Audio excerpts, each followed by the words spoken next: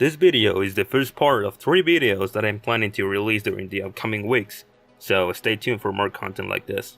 I actually thought that I wouldn't be talking about this shit anymore since I made that video almost a year ago about the Lob Square, but well, I guess there's still plenty of things to say.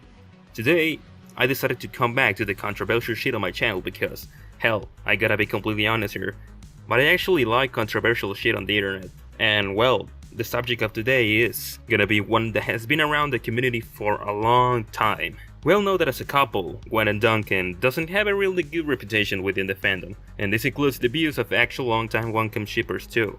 Hell, they are considered by a good slab of the fandom to be the worst canon couple of the show ever, and for the shippers who adore them as a crack/fandom ship, even as early as Island to also have those feelings, yeah, I think that sums up just how bad the pairing and their planning really is on the show. I mean, I can't blame the people who state this because they're actually right on the mark with a lot of the arguments and points some of them bring up when they discuss this ship with anyone. But there's still a question that I see that not everyone seems to be able to answer, or some people just avoid going in deeper with, and I know you all will love to hear my opinion about it. So, without further ado, welcome to this video. Get comfortable and clear out your mind because we are diving deep again into the guts of the total drama fandom to see if we can find an answer to the question of, were Gwen and Duncan a toxic couple? Enjoy. Subscribe to Wibba's channel. If you don't, I will eliminate everyone from the game. Madre mia, the time is ticking.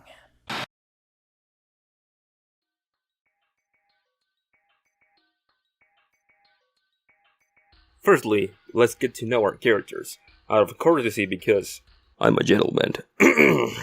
We will start with the lady, Gwen. Gwen is one of the most controversial characters in the show due to obvious reasons. There's plenty of people who love her, plenty of people who have mixed opinions about her, and of course people who absolutely hate her or simply don't give a damn about her. Personally, I'm of the neutral part of the community. She's a character that I like and enjoy sometimes, but I'm not really a big fan either. She's a typical loner girl, a person who just doesn't get along with everyone. She's meant to come off as a complicated person, which is interesting, and I find that I can relate to this, except in the goth part. I wear dark clothes and shit, but that doesn't mean that I'm a goth guy or an emo, you know. Anyway, since we're first introduced to her back in Total Drama Island, we're made very aware of the fact that she's not eager to be a part of the show, has a bad attitude on the outside, and isn't afraid of expressing her displeasure with a bit of sarcasm or even physically expressing it. Got it? Sweet dreams, everyone.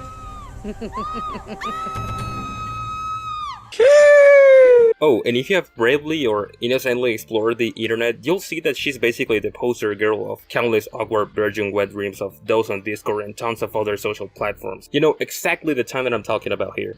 Guys, those simps who are drawn to girls that clearly don't give a damn about them and actually think that they have a chance if they hang out enough like a stalker or vulture, aka being the nice guy. Because real life must certainly be like all those nerd heroes modfics about adult RPGs or hentai where the loser main character suddenly is scoring more than ever the best soccer or basketball players after the championships. That, or they are seriously hoping that she'll see them as a perfect rebound in a relationship, or at least bedroom body scenario will definitely come out of it. Yeah, you know, it's that way of thinking that's why the reason they are still virgins, right? And now, I just realized that I sort of basically described Cody in this. Oh well.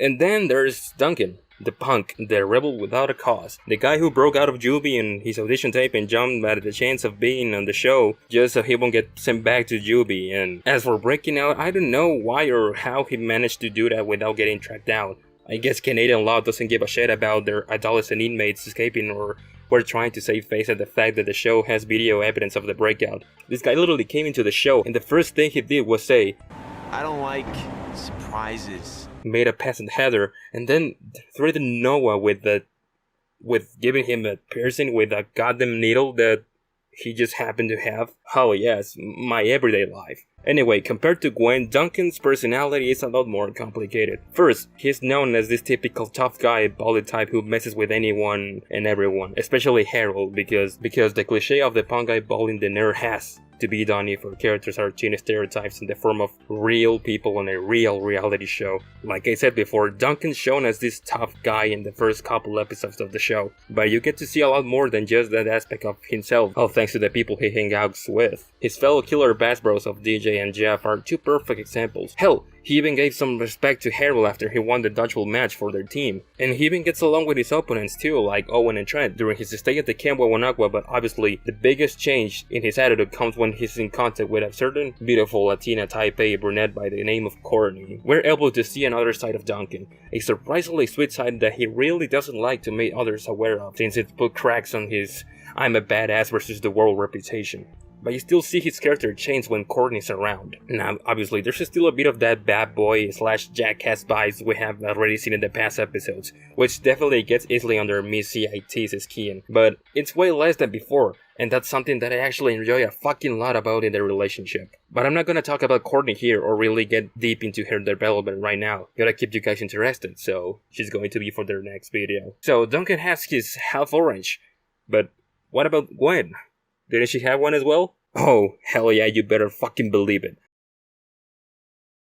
As I said before, Gwen isn't an easy person to get along with, nor makes it easy for others to get to know her. Makes you wonder how some of the friendships she did make on the island got started in the first place. It's not just the fact that she is the loner character of the teen contestants, but a quick look into Gwen's official contestant bios from the actual Total Drama website, not the wiki, shed some light on the fact that her being a loner isn't something recently done like, say, out of teen rebellion or self-expression or whatever, but instead possibly has deeper ties to her home life situation. And Wawanakwa, she closes herself off from the rest of the exterior world and initially prefers using the downtime before, after, and between challenges to keep to herself with only her sketchbook and diary as her companions. And you know what? I can respect that, not only as a loner type myself, but you also can't forget that Chris makes it known on the very first day that cameras are recording 24/7 all around the campground, so needing some space and privacy is a luxury for these teens. Plus, you're sharing a certain area of space with 21 other people, to the knowledge of the campers. It's supposed to be located in the middle of fucking nowhere in Muskoka, Ontario. However, there was this one guy who slowly but surely became the exception for her, a guy who just prefers to keep it mellow and not bring so much attention to himself, unless with certain situations. Trent's actually pretty reserved too, more of an ambivert or introvert, and as cliche as the whole opposites attract trope can be at times, just like Bide and I stated in my Love Square analysis video, there's a reason why this trope is also known as a very well beloved trope. It'll just be the two of us.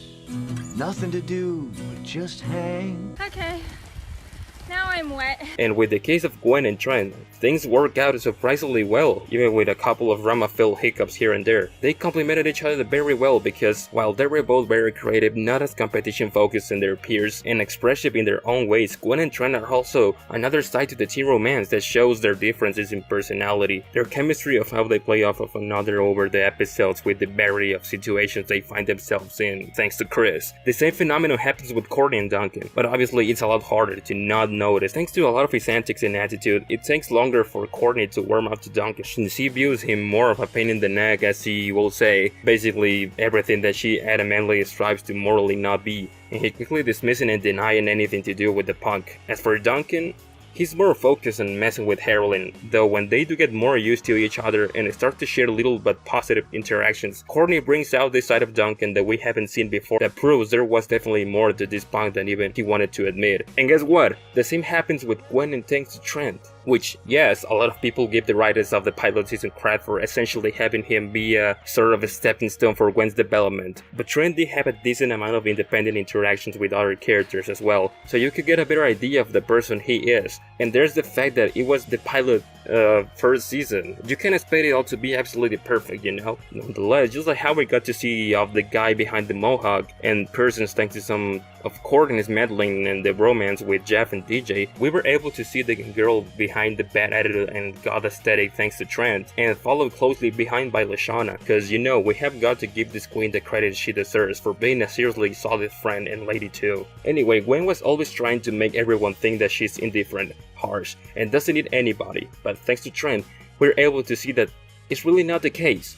Hell, even on the 5th episode of TDI, we can see that when Tran decided to go with Gwen to give her some company on the dog, she expresses genuine emotion, but when she realizes that, she just automatically backpedals with supposed disinterest because hiding her actual emotions outside of the more negative ones that help antisocial god reputation is her default reaction. And on all that, she confesses to Jeff during their heart-to-heart moment in the 21st episode of Island.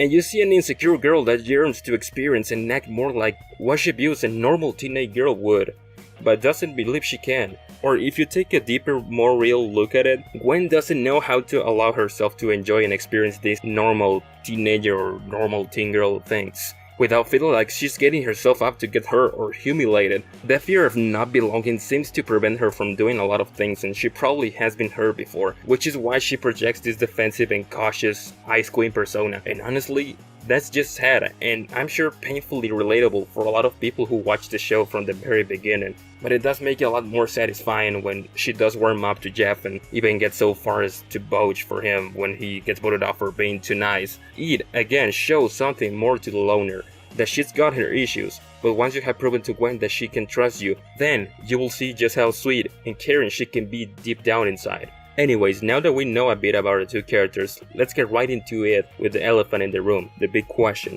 Were Gwen and Duncan a toxic couple? We already know that Gwen and Duncan didn't start their relationship well, nor had a good reputation while dating because of the circumstances of how they got together in the first place. Duncan supposedly cheated on Courtney. I say supposedly because we don't know if this was true because of just how truly unstable Duncan and Courtney's relationship has become that you can tell if they are on or off again. I mean, just look at how everyone was jumping on Trent's and then Gwen's case during the aftermaths on the previous season before finally giving them both a chance to share the full story. This, however, the whole dating or non-dating or were they on a break or Ross and Rachel a la total drama will be going into another video, so let's just focus on their Gwen and Duncan's relationship instead of how they all started, okay?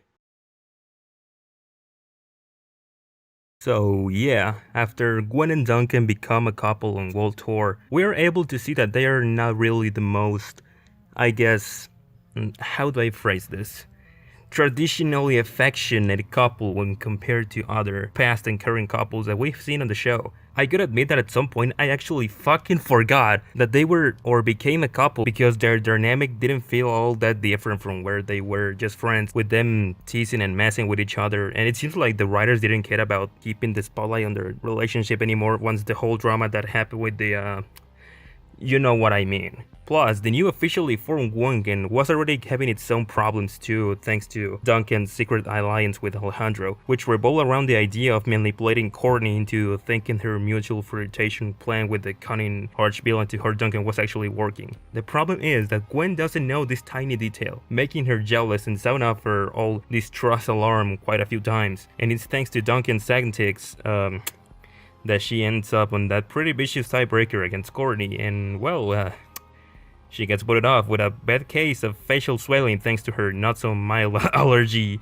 to eucalyptus and a less than stellar impression of her new boyfriend, much to the delight of a vindictive Courtney. As for Duncan, he's so swept on in Alejandro's plan and just his own delighted messing with his ex that doesn't notice how Gwen's reacting to this. Like her angry scold at seeing him apparently cry over Courtney, he does finally register that his actions might not be all that appreciated by his new girlfriend when it's a little too late, and he knows that he's responsible for why Gwen now has to face Courtney via the tiebreaker. But aside from the little pocket knife carving he does or her face to show that he does miss her, Duncan doesn't show much remorse over her elimination, considering how Duncan also has the nasty habit of not owning up to his own shit. I wouldn't be too surprised if him quickly getting over it is because his reasoning is that it's all Courtney's fault in the first place because she just so happens to drive him crazy and had the unfair advantage of not being highly allergic to eucalyptus. Yeah, that sounds about right. To be honest, pretty much almost all of their moments were in some way related to Courtney for obvious reasons. We rarely saw any kind of actual good or meaningful moment that actually made us say, or,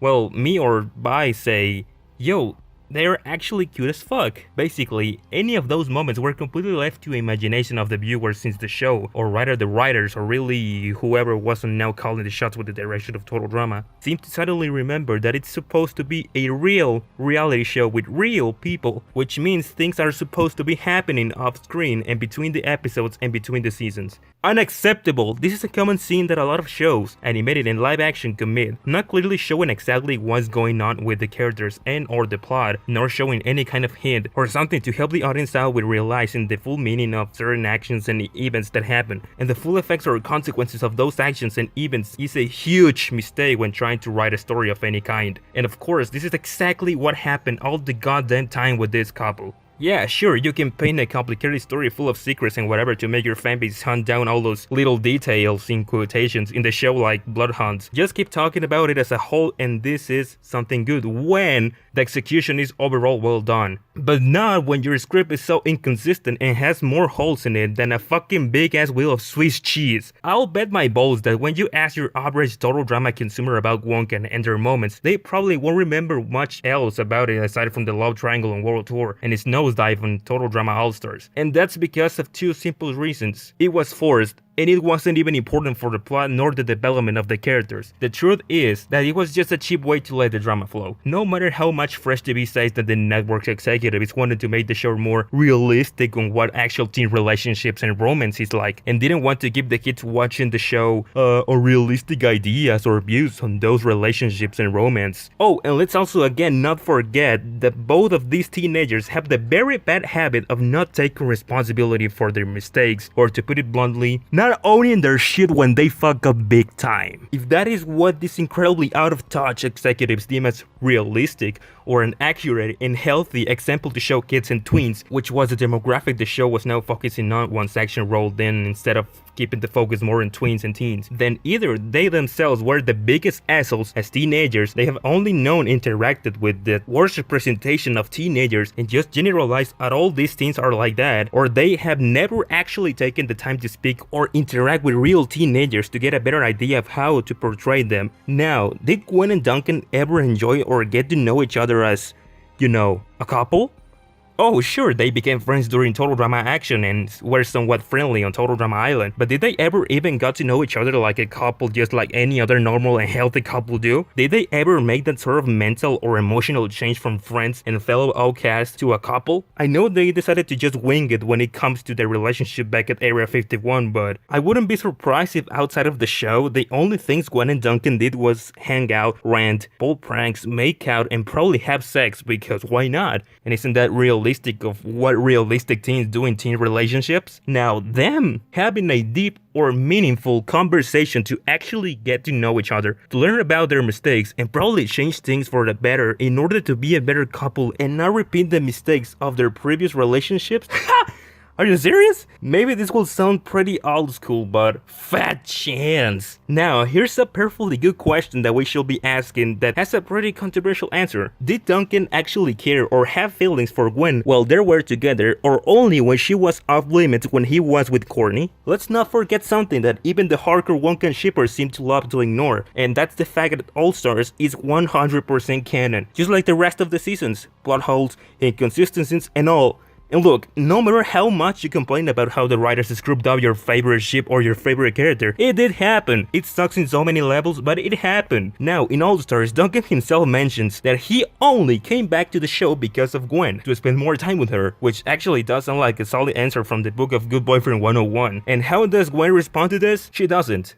Or at least she doesn't in the way Duncan hoped she will have. In the beginning of the season, Gwen will quickly get defensive whenever any of the other contestants or Chris brought up the controversial nature of her relationship with Duncan, and even showed disappointment when she thought she and Duncan will be on opposite teams, like what happened with her and Trent. But she's visibly shocked and upset at realizing that she's been placed on the villain team thanks to her actions from the previous season, which Courtney has no problem angrily reminding her of when given the opportunity, and she doesn't feel any better than Duncan tries to cheer her up by selling the whole idea of being the bad guy is cool, and the realization that she truly is on her own because none of her teammates have any interest in making nice, as they all have their own plans and motives. Although they certainly have no problems reminding her of her new villain status and how she got it as well. You know, for being a girl who previously said she believes in the universal power of karma, you would think Gwen should have known that it would have eventually come back to take a Godzilla-sized bite out of her ass. But then again, that will fall under the subject of consistency when it comes to the show's writing, and we know that doesn't exist. Oh, I forgot to mention that other thing that Duncan said in the confessional about if Gwen keeps acting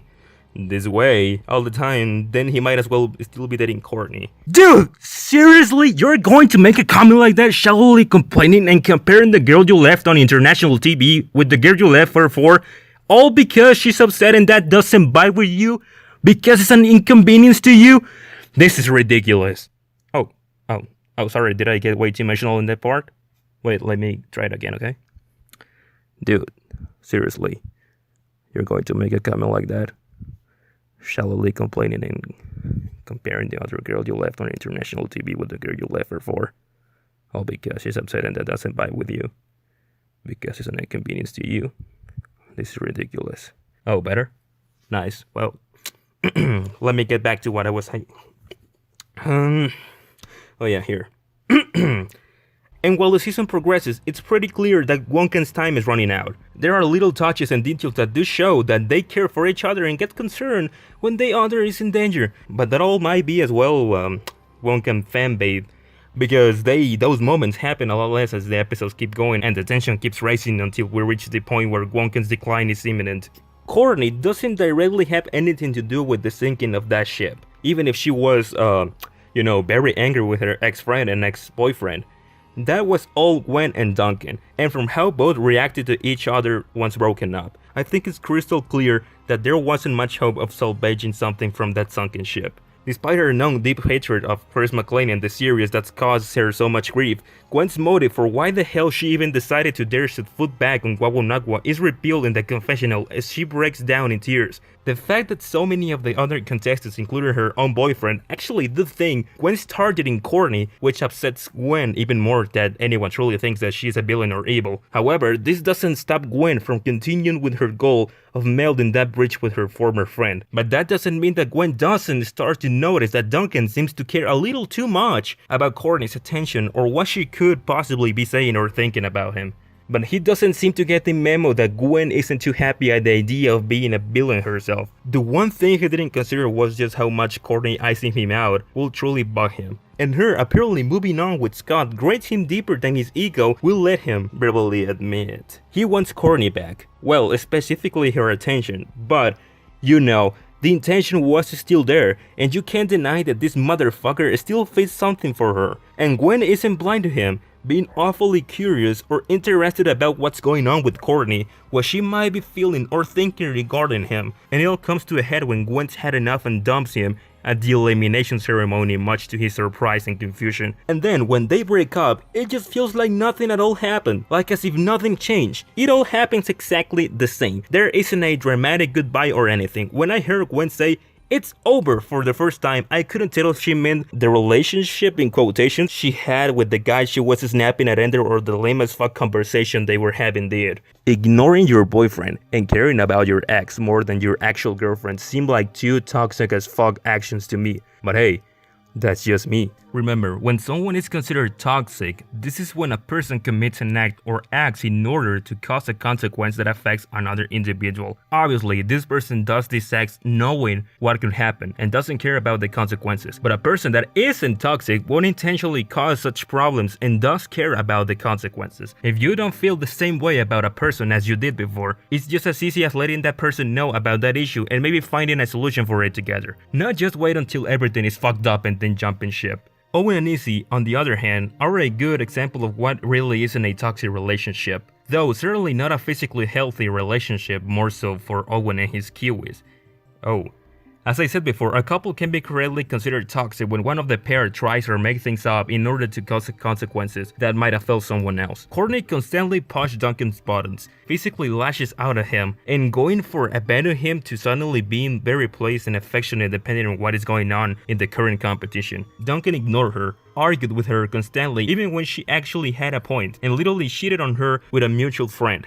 I will say all of that is some prime toxic as fuck material right there. But Owen getting hurt because of his actions when he was near AC isn't toxic because it was never intentionally done with ill will. Nor is Izzy leaving Owen on the world tour, but that little factor was out of normal Izzy's power since she was now sane. In conclusion, compared to how toxic Duncan became in the end, Gwen and Duncan were only slightly toxic but their relationship was completely doomed to fail. When these two genuinely fell was just pure attraction, a thrill that sparked bright but died out quick. And they didn't have intentions of knowing who exactly was the other one, if how not on the same wavelength they were on All-Stars, and even in World Tour is anything to go by. Long-lasting relationships consist of people who tend to share a lot, not only guilty pleasures and similar tastes, but also romantic experiences from the past are conversation topics, not only the bad but also the good. Things aren't always going to be as smooth and easy. There will be bumps in the road and hurt feelings, but there's always that shared drive to keep going and find a solution or compromise that makes both parties happy and learn.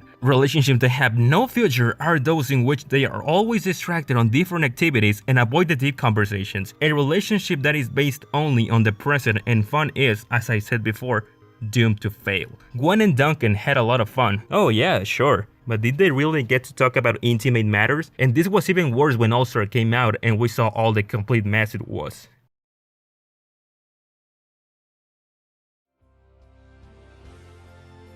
Thank you so much for watching this video until this point. This was a pretty complicated video, but I feel like I still have plenty of things to say and I think some of you will like to hear them. Also, I also want to thank my fake mother Veronica for helping me out in making ideas and editing the script for this video. As I said at the beginning of the video, this is the first part of a kind of trilogy of videos that I have planned to be dropping in the upcoming weeks to debunk various wrong things that tend to occur in the fandom on the most complicated issue, which is shipping. I hope you liked this video. If you did, I will thank you so much if you give me a like, maybe share your thoughts with me in the comments down below of this video and maybe share this video. All of that will really help me in bringing more content like this to the channel, which is not really so easy to make, but I try my best, you know? Anyways guys, this was Weeba. Thank you so much for watching again, and keep the total drama alive. See you next time. Bye bye.